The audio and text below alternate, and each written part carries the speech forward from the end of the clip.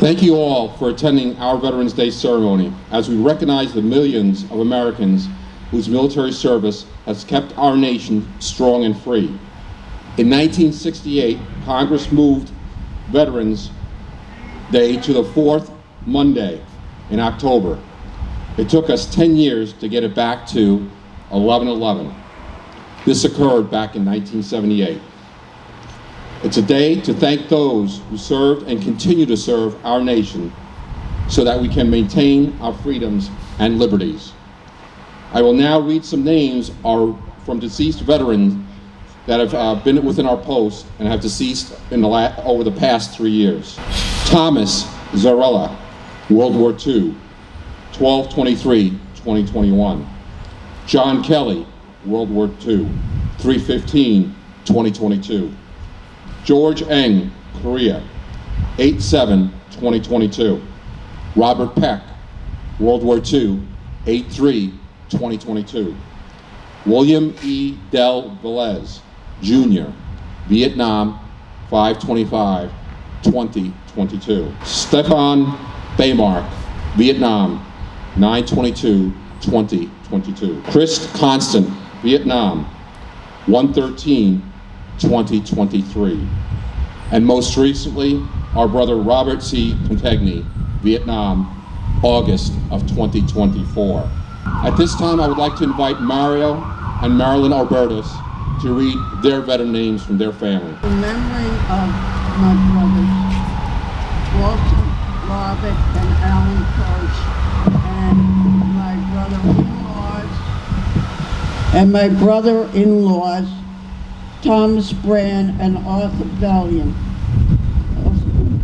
In memory of my uncles, Norman and Harry Malone, and my cousins, Jackie and Harry Malone. Also, my uncle-in-law, Frank Santorello, and my cousin-in-law, Michael and Charles Babbo.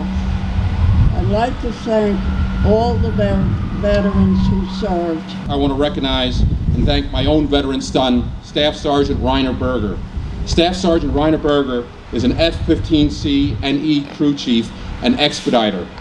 Currently, Ryan and his unit, the 332nd AEW Thunderbolts, are deployed overseas in the Middle East, taking on ISIS and Hamas. Let's keep them in our prayers and thank them for their service. Also, I would like to acknowledge 2 Eagle Scouts from Troop 298 who are in the service. First, Max Manoni.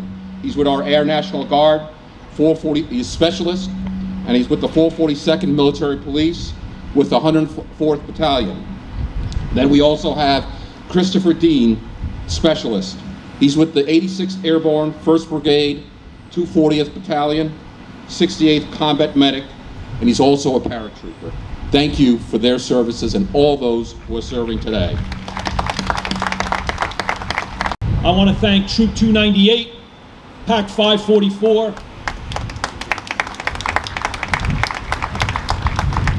I want to thank our New Hyde Park Chamber of Commerce.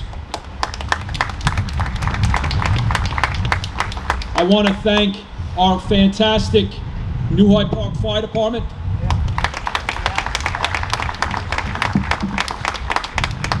And I want to thank our great New Hyde Park Auxiliary Police.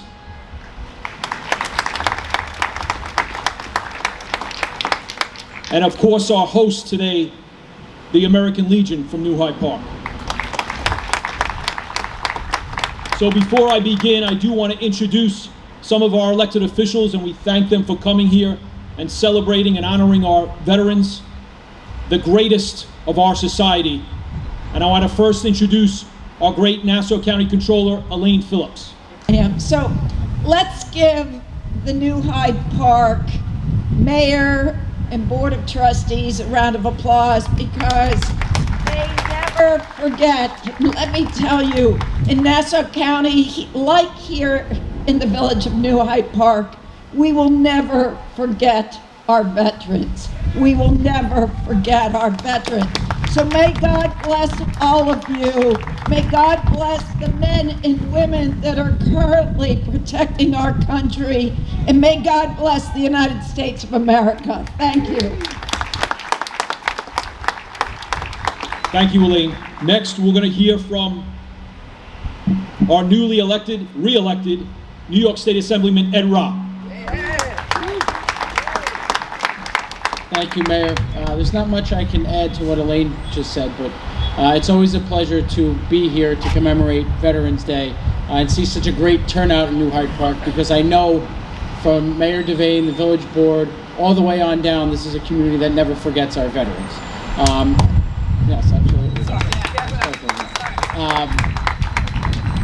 This is a day, as we have a number of days on our calendar, this is the day that we honor our veterans. But we have to say thank you to our veterans each and every day. So I join you today in saying thank you for your service to all of our veterans that are here. And may God bless you, and may God bless America. Thank you. Next, we're going to hear from our Town of Hempstead Councilman Thomas Muscarella. Good morning, everybody. Veterans know the price of freedom, for they suffered the scars of war. We can offer no better tribute today than to protect what they fought for. I'm going to quote somebody. I'm not going to take his words. I'm not going to plagiarize. American, a C.K. Chesterton said, "The true American soldier, the true soldier, fights not out of hate. He does not fight out of hate for who's in front of him. He fights because he loves what is behind him." Thank you for your fortitude and service. God bless those men and your service. Thank you. Thanks, Mayor, and thank you for the warm welcome I always get from the Chamber and this wonderful town. And as the mother, I guess I just found out the other day I'm a Blue Star mother. I have a son who's a lieutenant in the U.S. Navy stationed in Norfolk, be deployed in 26.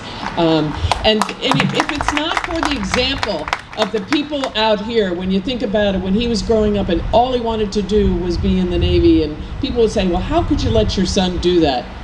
What do you mean? That's their calling. So thank you to all that we're remembering today, those of you here and those who have passed, that have given the ultimate sacrifice and given so selflessly. Thank you. And I stand before you today, the proud son of a World War II veteran by the name of John Devane, who at the tender age of 19 fought with Patton's Third Army in the Battle of the Bulge. And I stand before you, the proud nephew of further World War II veterans. My uncle Richard Devane, U.S. Army. My uncle Eugene Casey, United States Army. My uncle Arthur Connolly, United States Army. My uncle Thomas, Lieutenant Thomas Devane, from the United States Air Force, whose plane went down in 1943. So I'm going to ask all of you, as you're listening to my remarks and you're here today, I'm going to ask all of you to think about three things. The first I'm going to ask you is, ask yourselves a question. With only 0.4% of our population serving in the military, ask ourselves, is there anything in our life that we've devoted ourselves unselfishly, selflessly to a cause? Anything. And I'm sure we can come up with certain things. And then I'm going to ask you, secondly, as we listen to what transpires today, I'm going to ask you, is there anyone in your life that you would give your life for? You would sacrifice your life for? anyone. And I'm sure we have parents here, and the first thing they'll say is, of course I'd sacrifice a life for my family. And I have no doubt that you would. But then the question becomes, would you do that for a stranger? For someone across the country?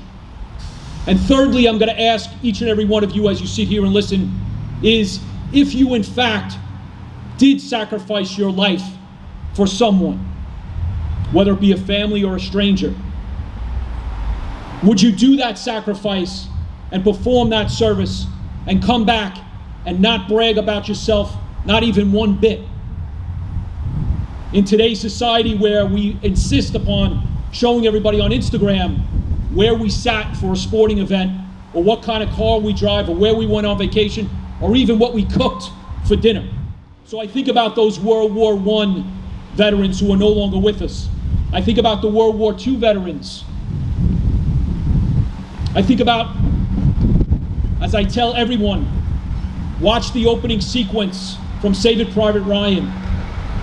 Those 18, 19, 20-year-olds who were on those Higgins boats, crossing the channel on D-Day to Utah Beach, Omaha Beach. And they had to know, as soon as those doors opened, every step that they took, with every step, their life was probably coming closer and closer to an end. When 80% of them were just gunned down, 19, 20, 21-year-olds. I think about all of them today, and I think we should think about all of them every single day. Because I have to tell you, having a father who fought in the Battle of the Bulge at 19, I think about the most significant experience in one's life, where you fought every single day. You took arms and fought for this country, and you fought to survive, and you fought for our country. How significant that was and is. I think about that, and I say to myself, I would probably come back here and talk about it every single day. And yet, I never heard a single story of that from my own father or my uncles. And the only thing we can say to veterans is thank you. And the ones who went before us, the only thing we can do is remember them. There's no fire call. Veterans, that was for you. Thank you for your service. Everybody's welcome back downstairs for refreshments afterwards. I'm handing it back over to Reiner Berger. I am the past commander of the New Hyde Park American Legion. Today, we thank and honor all the men and women who have served in the armed forces. The men and women who fight for our freedom and safety. On a recent visit to a Cub Scout troop meeting, I was asked if there is ranks in the armed forces. The answer, of course, is yes. But I also explained that in the Army, which is the part of the armed forces that I served in, there is divided into two groups. We have the officers and we have the enlisted men. The officers are specially trained individuals taught in the tactics of war and the logistics in the running of the military. The enlisted men and women get the job done, which is exactly what our commander, Reiner Berger, has said. They are the backbone of the military. Again, they get the job done. Now, in the enlisted men, they have the rank of E1 to E9. The military men and women are our enlisted men. They are the infantrymen, the artillerymen, the vehicle drivers, the cooks, the mechanics, and all the other people who get the job done. Higher ranking enlisted men, E5 and above, are called NCOs. The NCO stands for non-commissioned officers. The importance of NCOs is often overlooked. The NCO's job is directly overseeing the enlisted men and their equipment. The NCOs make sure that the orders of the officers are completely and correctly completed with the highest regard for safety and detail. Now, the American Legion functions very similar to the military. Our enlisted men are called Legionnaires. Our officers have titles such as Commander, Vice Commander, Adjutant, and Membership Officer. We do not have a specific title or rank for our NCOs. What we do have is Sergeant at Arms, who basically does the same functions as our NCOs. At today's ceremony, we are going to honor our Sergeant at Arms, Bill Holtham.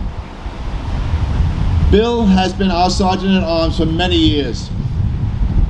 You may not have noticed Bill performing his duties as Sergeant at Arms because he keeps in the background where he runs things. But Bill came here this morning because this is Bill. He had the rifles for our firing party in the trunk of his car. Instead of staying home ill, he got in the car and came here to deliver those rifles, to make sure that this ceremony is respectful and proper. So although Bill is not here today, I request that we all give a deserving round of applause for Bill. In honor of our war dead and deceased vets, will the past commander please place the wreath at our memorial rock. All others, hand salute.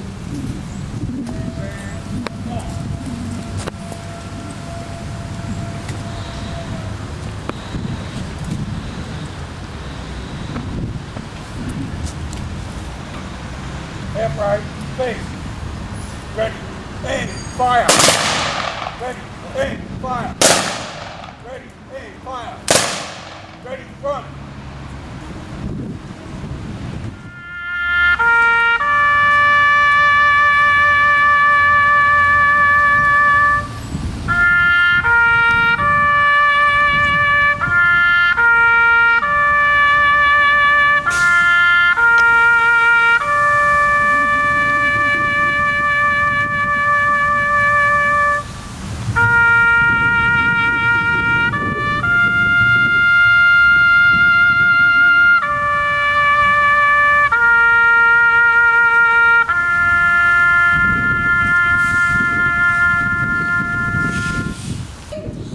And the home of the brave. Order, arms!